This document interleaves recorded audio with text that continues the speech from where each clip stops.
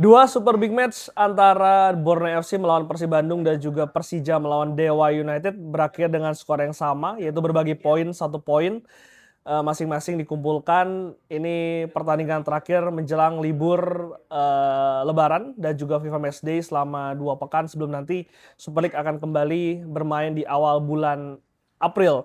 Dan tadi Persib Bandung berhasil mencuri 1 poin dari Segiri Samarinda setelah gol dari Adam Alis sayangnya harus disamakan oleh Peralta di menit ke-80-an. Sementara Persija Jakarta juga harus kehilangan 1 poin di JIS karena Dewa United tadi melalui gol dari Mesidoro menyamakan kedudukan setelah sebelumnya Persija Jakarta unggul terlebih dahulu melalui gol Maxwell, dan Joe Maxwell sebetulnya bisa menggandakan keunggulan Persija melalui titik putih, tapi Sonny Stevens menjadi penyelamat untuk Bobotoh karena bisa menggagalkan gol dari Maxwell tersebut.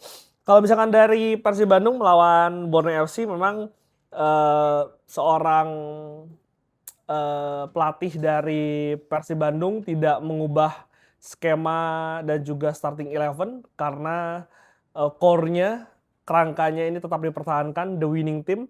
Teja Pakuala masih dipercaya di lini belakang, menopang 4 back di depannya, Kakang Rudianto, Mati Karni dan juga Barba, duet dari Persib Bandung yang ketika mereka bermain bersama, Persib Bandung belum pernah kalah.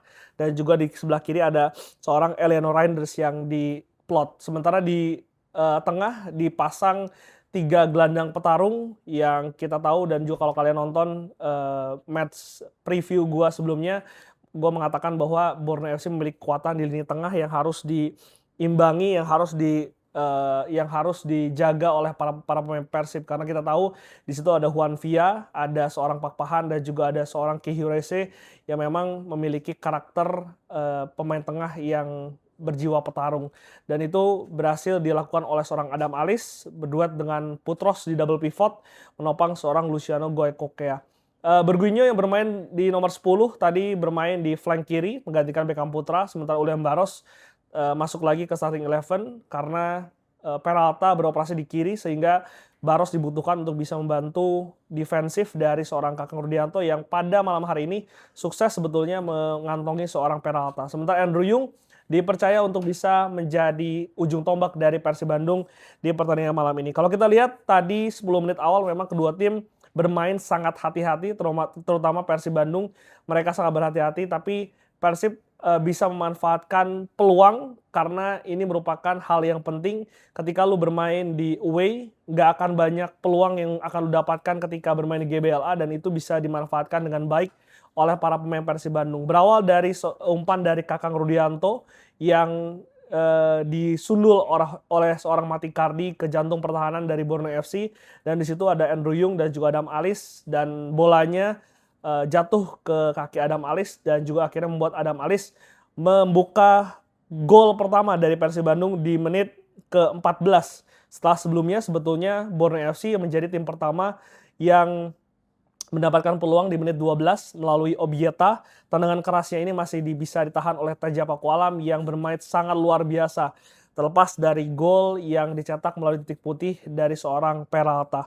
Dan setelah unggul di menit ke-14, sebetulnya menit 18 tadi seorang Burguinho ada sebuah akselerasi skill yang begitu luar biasa dari seorang Burguinho ke gawang mantan timnya. Tapi sayang ketika sudah melewati 2-3 pemain, eksekusi finishingnya ini masih melambung ke atas mistar gawang dari Anadeo Argawinato yang membuat akhirnya Persib Bandung belum bisa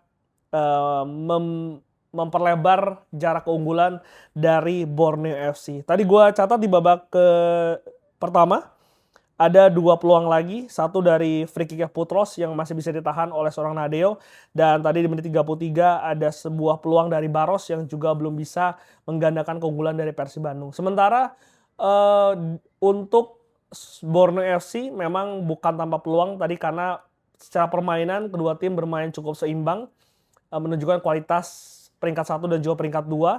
Dan tadi selain dari peluang dari Obieta memiliki 2 peluang lain.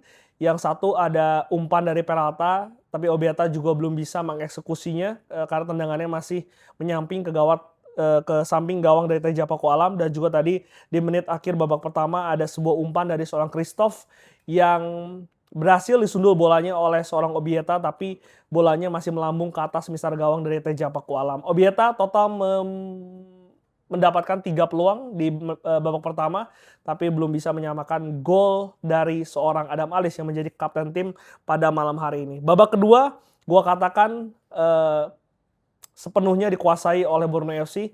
Persib Bandung bertahan begitu luar biasa. Persib Bandung bertahan begitu disiplin, karena sebetulnya kalau penalti tadi juga debatable. Tadi sebetulnya gue nggak gitu ngelihat secara jelas apakah bola tersebut sempat memantul ke kaki seorang Baros sebelum mengenai tangannya. Kalau kalian punya analisa sendiri, coba kita diskusi di kolom komentar. Tapi kalau gue, jujur gue nggak yakin bola tersebut tadi langsung menyentuh ke tangan dari seorang Baros.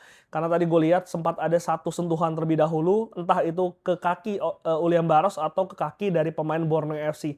Karena itu bisa merubah keputusan wasit. Dan tadi wasit asal Malaysia juga sempat membutuhkan waktu cukup lama melihat momen tersebut di VAR sebelum akhirnya memberikan penalti kepada Borneo FC. Dan Peralta sekali lagi memiliki ketenangan, memiliki mentalitas yang membuat akhirnya Teja Pakualam harus terkecoh.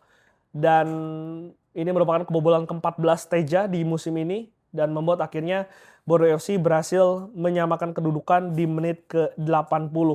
Tapi sebelum gol tersebut memang gua catat ada 4 peluang dari Borneo FC, mulai dari seorang Juan Villa yang memang tadi Peralta dan juga Juan Villa ini dijaga 2 sampai dengan 3 pemain, dan ada satu momen di menit ke-58 ketika Villa bisa keluar dari tekanan pressing pemain tengah dari Persib Bandung, langsung melesakan sebuah tembakan yang begitu akurat seperti ia lakukan ketika melawan Persija dan juga Persebaya.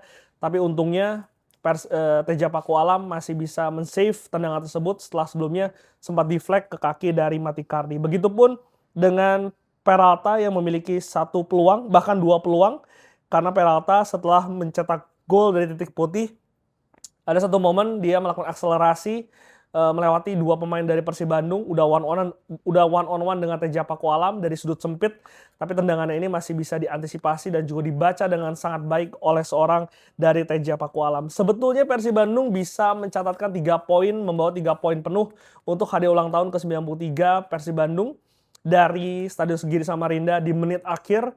Ada satu counter, ini merupakan skema permainan Bojan yang ia selalu lakukan di musim lalu, dan itu dilakukan ketika Beckham Putra dan juga seorang Ramon Tanke masuk di babak kedua. Ada satu momen ketika Borneo FC asik menyerang, satu transisi yang begitu cepat, ada sprint dari Beckham Putra, udah one on one dengan Nadeo, melewati seorang Nadeo, tapi sayang tendangannya yang sebetulnya sudah on target, ini harus terkena seorang Kei Hirose yang mengcover gawang begitu baik. Ini salah satu pemain Jepang juga yang sangat vital perannya di lini tengah dari Borneo FC, yang membuat akhirnya 3 poin dari Persib Bandung harus melayang dan juga harus puas berbagi angka dengan Borneo FC di Stadion Segiri Samarinda. Tapi untungnya klub rekan saya Panji Suryono juga membuat satu kesalahan, Paul juga.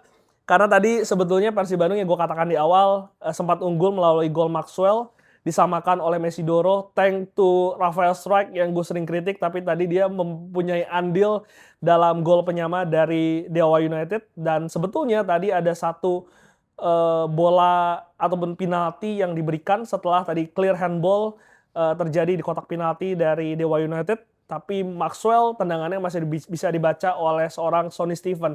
Ini soal mental, ini soal kualitas, dan Sonny Steven kita tahu adalah salah satu penjaga gawang asing yang begitu baik di Super League.